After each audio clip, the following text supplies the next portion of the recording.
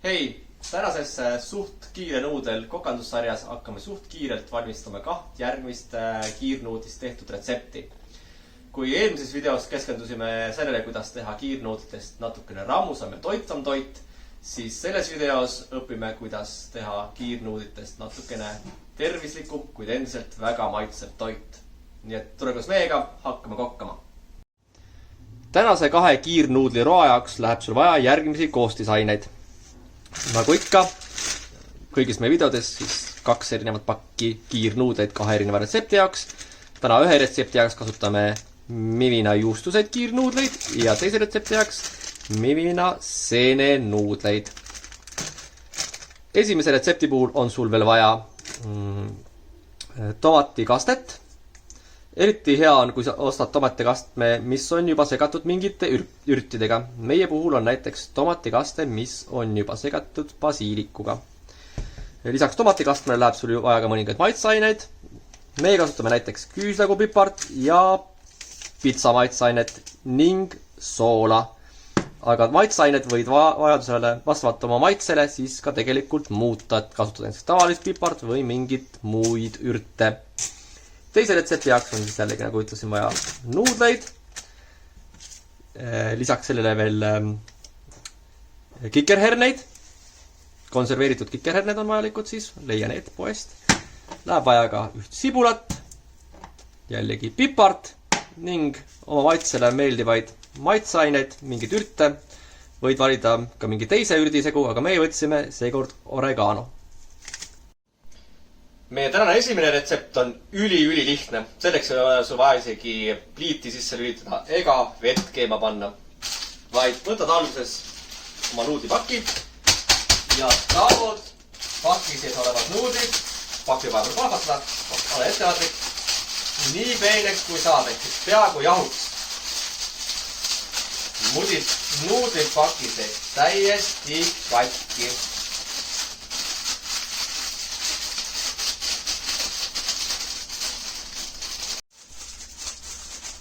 Kui peale mõnda aega mudimist tunned, et nuudlid on pea kõik katki ja nagu väike jahupuru, siis ettevaatlikult, mina kasutan kääre, seda võid ka rebida, avapakk. Vara purustatud nuudlid, võta välja kõigepealt maitsainepakid ja vara purustatud nuudlid kaussi. Võid veel paar korda lusikaga siin ka vajutada. Nad veel väiksemateks tükkideks. Seejärel lisad nuudlitele pakis olevad maitsained.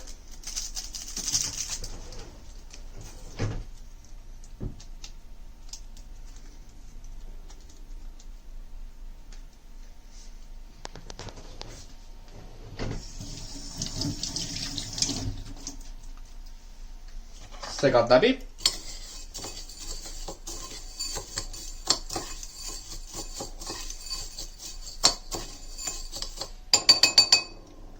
Ning seejärel lisad sellele purule tomatikastme ning segad kõik jälle hoolega läbi.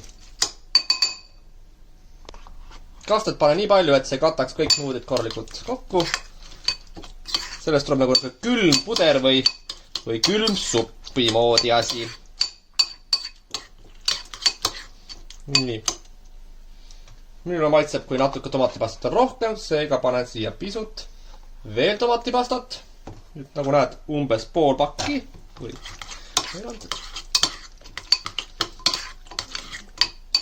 Ja nüüd lisad vastavalt maitsele natukene ürte juurde, kui soovid. Kui ei soovi, võid juba niimoodi süüa. Minule meeldib, kui tomatikastmesse on pandud natukene pitsa maitseainet.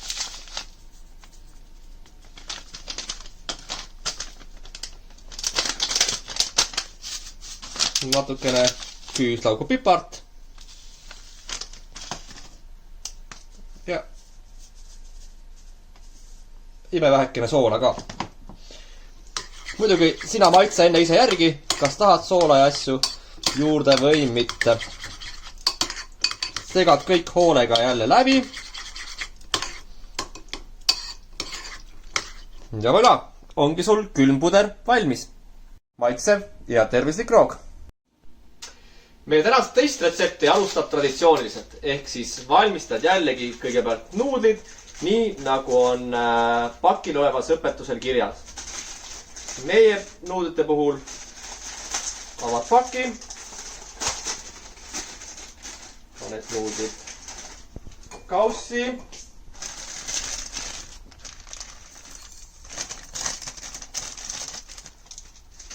seejärel lisad maitseainesegu,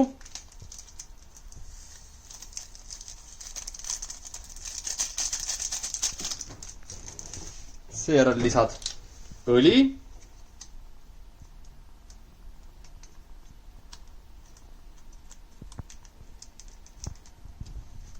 ning kõige lõpuks lisad vett, seni kuni see katab ära nuudlid. Selle retsepti puhul ei ole sul oluline jälgida, et see veekogus oleks täpselt õige, kuna vesi tuleb sul hiljem niikuinii ära kurnata. Nüüd, kus makaronid on pandud tõmbama kaane alla kuuma vette 5 minutiks, et nad paisuks valmis, siis kasutame seda aega 5 minutit selleks, et hakkida ära järgmine toidu üks põhilisi komponente, sibul. Ja näitan sulle kiiresti, kuidas saab sibula lihtsalt kuubikuteks. Selleks kõigepealt lõikad ära sibula alumise ning ülemise otsa. Koorid sibula.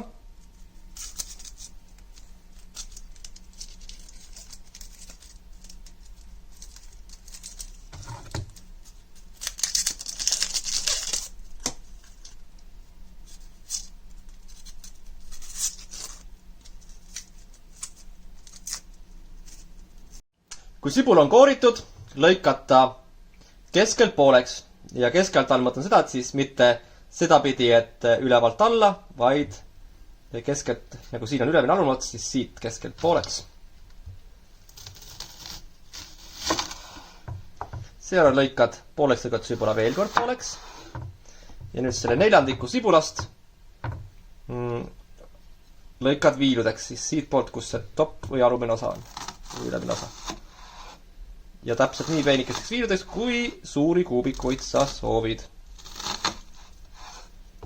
Ja seejärel, kuna sibul on, näed, siuke kihiline, siit on näha, siis kui hakkad nüüd hakkima teda siit külje pealt, siis juba kohe näed, et tulevadki kuubikud.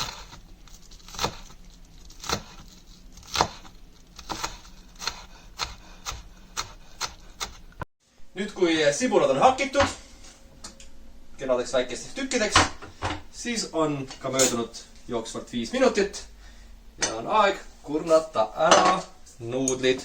Nagu ütlesin, puljongit sul vaja ära, kui tahad, võid selle eraldi tassi panna ja kasutada joogina. Kui mitte, vala ära, mina ei soovi seda juua, seega valan ära. Nõrutan nuudlid veest ära ja panen need kaussi tagasi natukeseks jahtuma ja ootama, kuni saavad praetud pannil sibul ja kikerherned. Selleks, et praadida ära nüüd siis sibul ja kikerherned ning mõlema eelmainituga koos ka siis hiljem nuudlid, oleme asunud pliidi juurde ning pannud panni pliidile kuumenema koos õliga. Õli lisasin ka pannile. Väike nipp sulle, kuidas sa teada, kas pann on piisavalt kuum, et saaks sellele toidu panna, sest külmale pannile tegelikult toitu ei ole soovitatav panna. Selleks võtad 1 tükki sibulat ja viskad pannile õli sisse.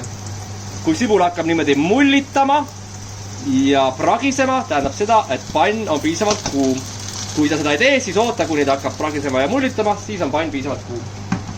Me näeme, et pann on piisavalt kuum ja lisame kõik sibulad ning pruunistame sibulad ära.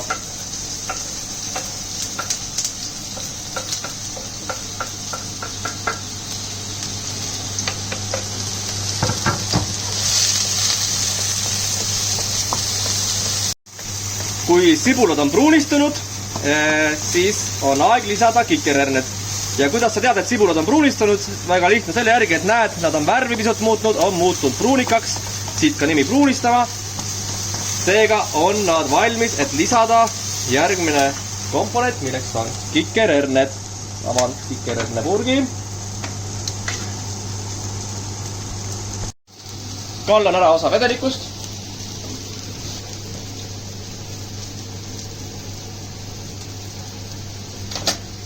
Võtan lusika. Ning lusikaga siit lisan kikerherned pannile.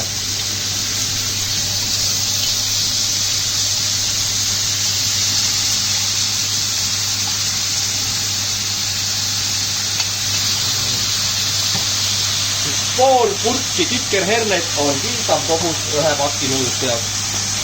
Ja seejärel raen sibulat ja kikerherned koos läbi, kuni kikerherned on natukene pehmeks muutunud. Alguses sa tunned, nad on niisugused kõvad nagu kuulikesed kõvad, siis praadimise käigus nad lähevad natukene pehmemaks ja kui nad seda on teinud, ongi aeg lisada nuudlid. Kui kikerherned on natuke pehmead, natuke pudrumaks muutunud, mina soovitan praada sul neid umbes 2–3 minutit. Siis nad näevad nad välja siuksed natuke pudrusemad. Siis on aeg lisada pannile ka nuudlid. Ja praadle neid siis nuudlid ja kikerherned omavahel ka läbi. No üks maksimum minut kuni 2 minutit, mitte rohkem. See on põhiliselt selleks, et nuudlid taas soojaks läheks. Selle käigus võid ka nuudlitele natuke lisada maitsaineid. Mina lisan pipart.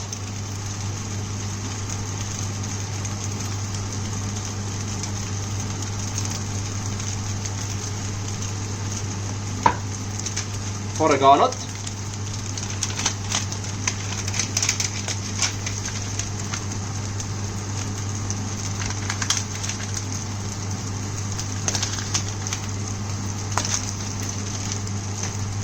Ja veidi soola. Väike näppu otsatäis soola. Hea meeles, et kui paned maitsainet, nii pipart kui soola, siis alguses pigem pane vähem, sest alati on võimalik juurde panna. Kui on aga toit juba üle maitsestatud või soolatud või vürtsitatud, siis ära võtta on seda peaaegu et võimatu. Segan korra läbi ning voilà! Tervislik ning maitsev kikerherne nuudliroog ongi valmis.